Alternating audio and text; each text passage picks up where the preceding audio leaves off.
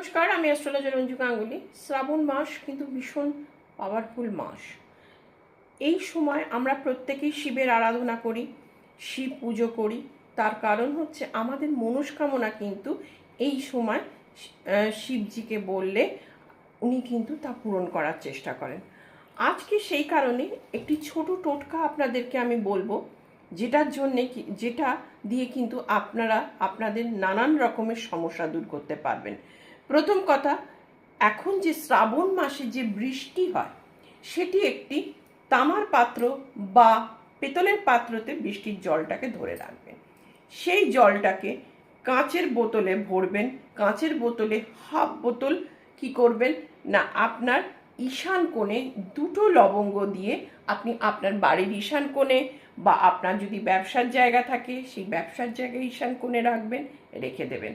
আর বাকি যে অর্ধেক যে জলটা রইল সেটা কি করবেন না, আর দুটো সোমবার কিন্তু বাকি রয়েছে, সেই সোমবার দিনকে শিবের মাথায় ঢালবেন।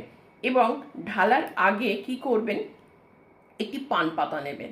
পান পাতার মধ্যে অল্প একটু মধু নেবেন, একটা এলাচ নেবেন, একটা লবঙ্গ নেবেন এবং সেটিকে নিয়ে আপনার ঘরেও করতে পারেন অথবা মন্দিরে গিয়ে করতে পারেন।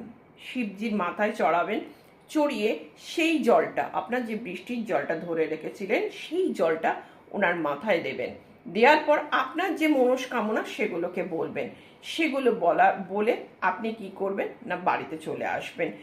নেক্সট আবার যে সোমবারটা বাকি রইল সেটাও এইভাবে করবেন এবং জানবেন এতে কিন্তু ভীষণভাবে কিন্তু সেই আপনার যে মনস্কামনা ভীষণভাবে কিন্তু পূরণ হবার একটা পথ তৈরি হবে। এবং প্রত্যেক দিনই কিন্তু আপনারা পারেন, এই পুরো শ্রাবণ মাসটাই আপনারা পারেন যে একটু একটু করে জল কিন্তু আপনার গৃহ মন্দিরে যে শিব রয়েছেন তাকে কিন্তু অর্পণ করতে পারেন। করে দেখুন, আপনার এতে নানান রকমের ব্লকেজ দূর হবে। আপনার বাড়ির যারা অসুস্থ আছেন, শরীর খারাপ, হেলথ নিয়ে যারা নানান রকম সমস্যায় পড়ছেন তাদের কিন্তু আপনারা সুস্থ দেখতে পাবেন।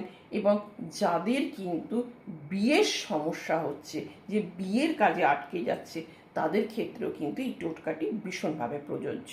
নমস্কার, জয় মা তারা।